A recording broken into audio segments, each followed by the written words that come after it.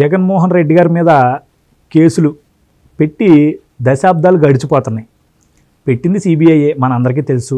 అయితే ఆధారాలు కూడా దొరికినాయి. 43,000 కోట్లు సీజ్ కూడా చేయడం మనం చూసాం. అదే ఆస్తులు అన్నమాట, 43,000 కోట్ల ఆస్తులు. అయితే జగన్మోహన్ రెడ్డి గారి కేసులకు సంబంధించి ఒక జడ్జి గారు, అంటే సిబిఐ జడ్జి గారు 2022 నుండి వింటూ వస్తున్నారు. ఇప్పుడు ఏంటంటే ఆయన ట్రాన్స్ఫర్ అవుతున్నాడు. అయితే కోర్టు కూడా ఏం చెప్పిందంటే వెంటనే నువ్వు ఈ యొక్క జడ్జిమెంట్ ఇచ్చేసి అప్పుడు ట్రాన్స్ఫర్ అయిపోయింది. ఎందుకంటే వెంటనే కదా ఆయన. ఇప్పుడు మరో అధికారి వచ్చారు, మరో జడ్జి గారు వచ్చారు. ఈ మరో జడ్జి గారు మళ్ళీ ఫస్ట్ కాడి నుంచి వింటాను అని చెప్తున్నాడు. అంటే ఇప్పటికే దశాబ్దాలు గడిచిపోయి ఒక జడ్జి గారేమో అన్నీ విన్నారు, ఆయనకి తెలుసు తప్పు చేశాడని, మైట్ బి ఖచ్చితంగా తీర్పు ఏదోటి ఇచ్చేళ్ళుంటే ఒక రకంగా జగన్మోహన్ రెడ్డి గారికి శిక్ష పడేది. మరి ఏం జరిగిందో ఏంటో, ఆయన జంపు జిలాని ఆయన వెళ్ళిపోయాడు. హెల్త్ బాగాలేదని ఏదో రీజన్ చెప్పాడంట జడ్జిమెంట్ ఇవ్వడానికి. సో ఇప్పుడు ఇంకొక అధికారి మళ్ళీ ఫస్ట్ కాడి నుంచి. ఇది ఈరోజు జగన్మోహన్ రెడ్డి గారి లాంటి కరుడుగట్టిన ఆర్థిక నేరగాడికి హ్యాపీగా తిరిగే వెసులుబాటు ఈరోజు మన న్యాయస్థానాలు కల్పిస్తున్న విధానం. నాకు న్యాయస్థానాల మీద తప్పు పట్టే ఉద్దేశం కాదు, కానీ ఈరోజు ఆవేదనతో చెప్తున్నాను. మనలాంటి సామాన్యులకి ఇలాగే జరుగుద్దా, ఇలాగే తప్పించుకుని తిరగలుగుతాం మనం అనేది ఈరోజు చాలామందిలో రేకెత్తిస్తున్న ప్రశ్న. మీ అభిప్రాయం ఏంటి దీని మీద? మరి మనం ఒక దశాబ్ద క్రితం పూరి జగన్నాథ్ డైరెక్షన్లో రవితేజ హీరోగా ఈడియట్ అని చెప్పని ఒక సినిమా వచ్చింది. ఆ సినిమాలో ఒక డైలాగ్ ఉంటుంది, ఈ సిటీకి కమిషనర్లు వస్తూ ఉంటారు పోతూ ఉంటారు, చంటిగాడు మాత్రం ఇక్కడ లోకల్ అంటాడు రవితేజ. అట్లాగే సిబిఐ కోర్టుకి జడ్జిలు వస్తూ ఉంటారు పోతూ ఉంటారు. దశాబ్దాలు గడిచిపోయినా సరే జగన్మోహన్ రెడ్డి గారు మాత్రం ఎక్యూజ్డ్ నెంబర్ 1గా ఆ కోర్టులో దశాబ్దాల పాటు ఆ ఎక్యూజ్డ్ నెంబర్ 1గానే ఉండిపోతారు. ఆ కేసులు విచారణ పూర్తిగా తీర్పులు రావు, జడ్జిలు మాత్రం మారిపోతూ ఉంటారు. అసలు విచారణ పూర్తి కావాలి కదా, తీర్పు రావాలి కదా శిక్ష పడాలంటే. జగన్మోహన్ రెడ్డి గారు ఆ కోర్టుకు లోకల్, జడ్జిలు వస్తూ ఉంటారు పోతూ ఉంటారు. అంటే ఇవాళ గౌరవ సుప్రీంకోర్టు గతంలో ఒక తీర్పు ఇచ్చింది. దేశవ్యాప్తంగా ప్రజాప్రతినిధుల మీద నమోదై ఉన్న కేసుల విచారణ 1 సంవత్సర కాలంలో పూర్తి కావాలి. వీళ్ళకున్న అధికారము, హోదా, డబ్బు, పలుకుబడి వీటిని అడ్డం పెట్టుకొని వీళ్ళు సంవత్సరాల తరబడి, దశాబ్దాల తరబడి వాళ్ళు కేసులు సాగదీస్తూ ఉన్నారు. వాళ్ళే మళ్ళీ ప్రజాప్రతినిధులుగా శాసనాలు చేస్తూ ఉన్నారు, చట్టాల రూపకల్పన చేస్తూ ఉన్నారు, పరిపాలన చేస్తూ ఉన్నారు. కానీ వారి మీద నమోదైన కేసుల విచారణ మాత్రం కొలికి రావటం లేదు. వీరికి ఉన్న అధికారాన్ని అడ్డం పెట్టుకొని ఆ విచారణ ముందుకు సాగకుండా అడ్డుపడతా ఉన్నారు. ఇటువంటి పరిస్థితుల్లో వీరి కేసులు రోజువారీ ప్రాతిపదిక మీద 1 సంవత్సరం కాలంలో పూర్తి చేయాలి. ఆ పూర్తి చేయడానికి కావాల్సిన ప్రత్యేక కోర్టుల ఏర్పాటు చేయండి. ఆ ప్రత్యేక కోర్టుల ఏర్పాటుకు కావాల్సిన ఇన్ఫ్రాస్ట్రక్చరు, లాజిస్టిక్స్ లాంటివి ప్రొవైడ్ చేయండి అని చెప్పని గౌరవ సుప్రీంకోర్టు కొన్ని సంవత్సరాల క్రితం ఒక నిర్ణయం ప్రకటించింది. అంటే వీలైనంత త్వరగా ఈ రాజకీయ నాయకులు, ప్రజాప్రతినిధులకు సంబంధించిన కేసులు పరిష్కారానికి నోచుకోని పక్షంలో సామాన్యుడికి చట్టం మీద విశ్వాసం ఉంటుంది. ఇంకా ఇవాళ సామాన్యుడు విచారణకు సహకరించడం. ఇప్పుడు మీ మీద నా మీద కేసు నమోదైంది, మ్యాక్సిమం మనకు ఎంతవరకు వెసులుబాటు ఉంటుంది? మనం కోర్టు వాయిదాకి ఈ వాయిదాకి వెళ్ళకపోతే మన లాయర్ గారు లీవ్ పిటిషన్ ఫైల్ చేస్తాడు.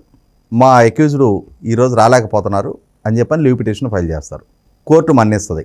నెక్స్ట్ వాయిదాకి కూడా వెళ్ళకపోయినా సరే సహేతుకమైన కారణం ఉంటే లీవ్ పిటిషన్ని మళ్ళీ ఎలో చేస్తారు. మళ్ళీ 3వ వాయిదాకి కూడా మనం ఎగ్గొట్టాము అని అంటే వరుస క్రమంలో కోర్టు నొసలు ముడిపడతాయి. ఏంటిది? దీన్ని ఒక అలవాటుగా మార్చుకుంటున్నారు.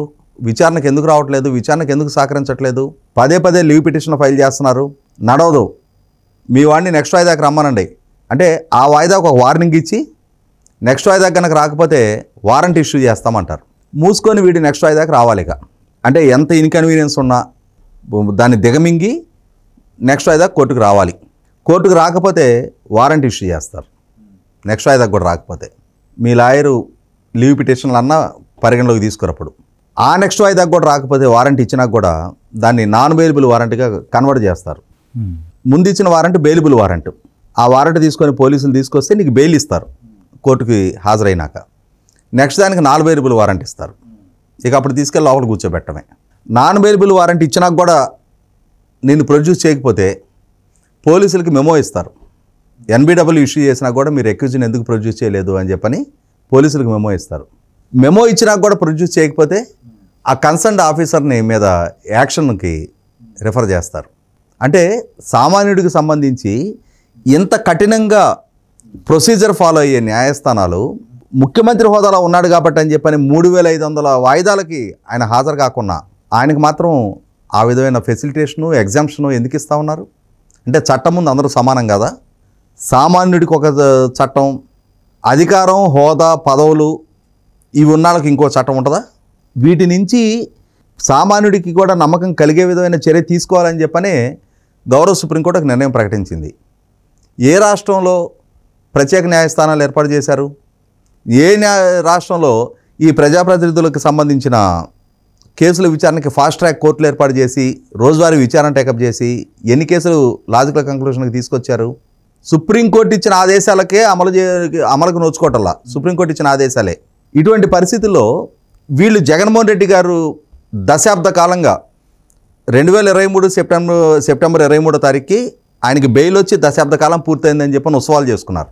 ఆహా, మా నాయకుడే దశాబ్ద కాలంగా బెయిల్ మీద ఉన్నాడు అని చెప్పని. ప్రతిపక్షాలు దశాబ్ద కాలంగా బెయిల్ మీద తిరుగుతున్నాడు అని చెప్పని కొద్దిగా సూటిపోటి మాటలతోటి విమర్శలు చేశారు. అంటే 11వ సంవత్సరం ఆయనకి బెయిల్ మీద తిరగటం మొదలుపెట్టి ఇప్పటికీ కేసులు విచారణ కొలికి రాలా, అసలు ట్రయల్ స్టేజ్కి రాలా. ట్రయల్ స్టేజ్కి రాకుండా జగన్మోహన్ రెడ్డి గారు ఆ కేసుల్లో మిగిలిన అక్యూజులు ఏం చేస్తున్నారంటే అందరూ శక్తిమంతులే, అందరూ రాజకీయ ప్రముఖులు, పెద్ద పెద్ద పారిశ్రామికవేత్తలు, గ్రూప్ 1 అధికారులు. కాబట్టి ఇవాళ అక్కడున్న లాయర్ల కన్నా అక్కడున్న జడ్జీల కన్నా వీళ్ళకి తెలివితేటలు ఎక్కువ ఉన్నాయి. వీళ్ళు ఏం చేస్తున్నారు? రకరకాల కారణాలతోటి క్వాష్ పిటిషన్లు ఫైల్ చేయటం, డిశ్చార్జ్ పిటిషన్లు ఫైల్ చేయటం. అంటే ఇవి పరిష్కారం అయితే కానీ అసలు కేసు విచారణకు వెళ్ళడానికి వీల్లేదు.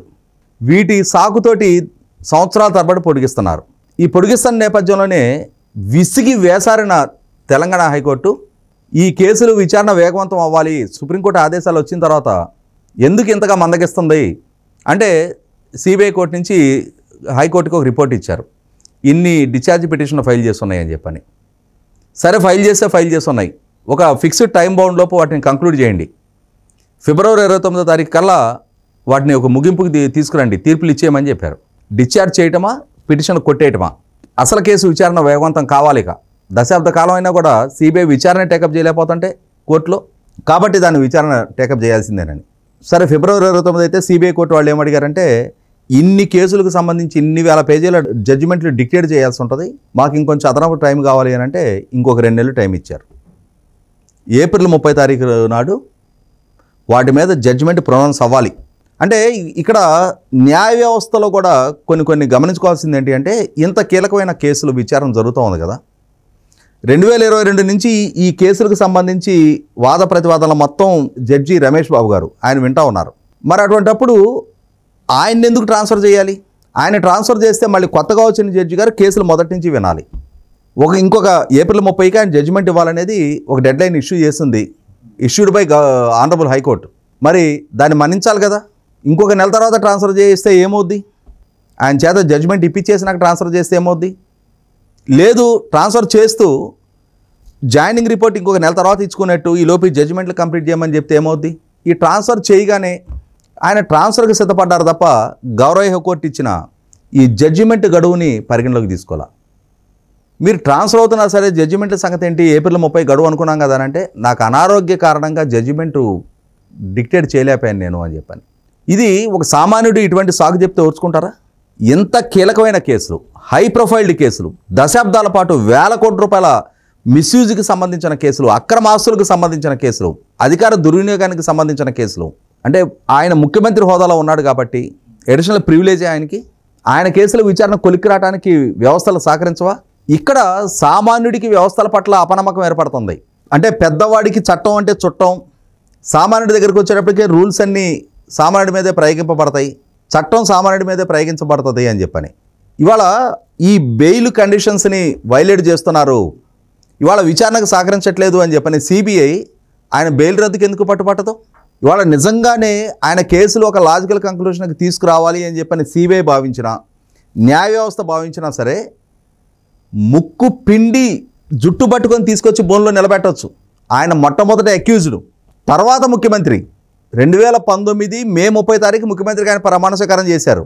కానీ దానికన్నా ఇంకొక 5-6 సంవత్సరాల క్రితమే ఆయన కేసులో అక్యూజ్డ్, ఆయన అరెస్ట్ అయ్యారు, జైల్లో ఉన్నారు. ప్రస్తుతం బెయిల్ మీద బయటకు వచ్చారు. బెయిల్ మీద కూడా 11వ సంవత్సరం గడుస్తుంది. అంటే అంతకుముందు 16 నెలలు జైల్లో ఉన్నారు ఆయన. ఆ 16 నెలలకు ముందు ఇంకో ఒక 6 నెలలు 7 నెలల పాటు కేసు విచారణ జరిగింది. కేసులు నమోదైన తర్వాత 11 కేసుల్లో అక్యూజ్డ్గా ఉన్నారు. సిబిఐ కేసుల్లో 7-8 ఈడీ కేసులు ఉన్నాయి. ఓవరాల్గా ఒక 20 కేసుల్లో అక్యూజ్డ్ నెంబర్ 1గా ఉన్నారు ఆయన. ఇంతటి గంభీరమైన ఆరోపణలు ఉన్న ముద్దాయికి సంబంధించి ఆయన ముఖ్యమంత్రిగా ఎట్లా పరిగణలోకి తీసుకుంటారు మీరు? మొదటగా అక్యూజ్డ్గానే పరిగణలోకి తీసుకోవాలి. ఇవాళ 130 డిశ్చార్జ్ పిటిషన్లు. మళ్ళీ ఇప్పుడు జడ్జి గారు కొత్తగా అపాయింట్ అయినా మొదటి నుంచి వినాలి. అంటే 2022 నుంచి ఇప్పుడు ఈయన వింటూ ఉన్న ఇప్పటివరకు ఫాలో అయిన ప్రొసీడింగ్స్ మొత్తం గాలికి పోయినట్టే. కనీసం ఆయన ఎక్కడైనా రికార్డ్ చేసి ఉండాలి కదా వాటిని, ఆ ప్రొసీడింగ్స్ని. దాని మీద బేస్ చేసుకొని కొత్తగా వచ్చిన జడ్జి గారు అక్కడి నుంచి మొదలుపెట్టే విధంగా సరే ఆ ప్రొసీజర్ ఉండాలి కదా. ఇప్పుడు జడ్జి మారినప్పుడల్లా మళ్ళీ మొదటి నుంచి వింటామనంటే మనకి సామెత ఉండేది, రెడ్డొచ్చే మొదలాడే అని. తెలుసా? ఐడియా ఉంది. అది ఒక నాటకం నడుస్తూ ఉంది. నాటకం మీద ఆర్టిస్టులు పద్యాలు పాడుతూ ఉన్నారు. కొంత నాటకం నడిచింది. ఈలోపు ఆ ఊళ్ళో ఒక రెడ్డి గారు వచ్చాడు. అరే రెడ్డొచ్చే మళ్ళీ మొదలాడు. మళ్ళీ మొదటి నుంచి, ఈ రెడ్డి గారు అంటే మర్యాద కదా, మళ్ళీ మొదటి నుంచి చూడాలి కదా, మళ్ళీ మొదటి నుంచి మొదలు పెట్టారు. ఈలోపు ఇంకో పెద్దరెడ్డి గారు వచ్చారు. అరే రెడ్డొచ్చే మొదలాడు. ఈ మొదలాటంతో సరిపోయింది, నాటకం చివరికి వెళ్ళట్లా. ఇప్పుడు ఇక్కడ కూడా జడ్జిలు మారుతూ ఉంటున్నారు. ఈ కేసు కొంత దూరం ముందుకెళ్ళటం, జడ్జి మారటం, మళ్ళీ మొదటి నుంచి మొదలు పెట్టడం. అంటే ఇక ఆ చివరంతు ఎక్కడుందో కనపట్లా. అంటే ఇది వ్యవస్థల నుంచి దక్కుతున్న మద్దతు. ఈ వ్యవస్థలో ఉన్న ఈ లోటుపాట్లను అడ్డం పెట్టుకొని హోదా కలిగిన వాళ్ళు, అధికారం చేతిలో ఉన్నాళ్ళు వ్యవస్థలను గుప్పెటబట్టి ఇవాళ వ్యవస్థలకి పెను సవాల్గా మారుతూ ఉన్నారు. ఖచ్చితంగా ఈ విషయంలో కఠినంగా వ్యవహరించి తీరాలి. ఒక నిర్దిష్ట కాల పరిమితితోటి విచారణ జరిపి తీరాలి. రేపు May 13 ఎలక్షన్ జరుగుతుంది. ప్రస్తుతం మూడ్ ఆఫ్ ఏపీ చూస్తే పవన్ కళ్యాణ్ గారు చెప్తా ఉన్నారు కదా, hello AP, by by YCP. ప్రజలు ఒక నిర్ణయానికి వచ్చేసినట్టుగానే స్పష్టమవుతూ ఉంది. అప్పుడు కూడా తప్పించుకుంటారా? ఇప్పుడు ముఖ్యమంత్రిత్వాన్ని సాగ్గా చూపించి నేను ఆ సమావేశాలకు హాజరు కావాలి, ఈ పర్యటనలో పాల్గొనాలి, ఇవి సాగ్గా చూపించి విచారణ నుంచి తప్పించుకుంటూ ఉంటున్నారు. ఇంకెన్నాళ్ళు తప్పించుకుంటారు? ఇంకెన్నాళ్ళు వ్యవస్థలు సహకరిస్తాయి?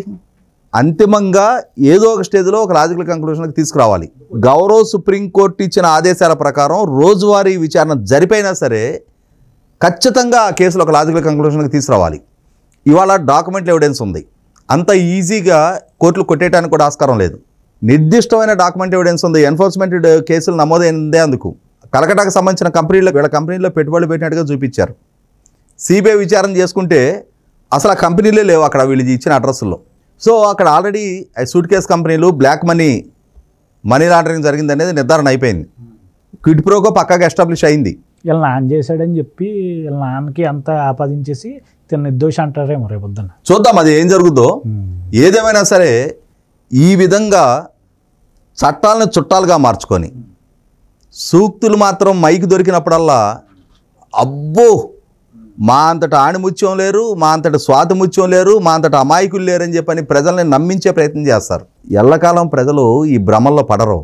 ఖచ్చితంగా ప్రజా తీర్పు వీళ్ళకి వ్యతిరేకంగా వచ్చిన నిమిషాన ఈ ఒక లాజికల్ కంక్లూషన్ కూడా రావడానికి మార్గం సుగమం అవుద్ది.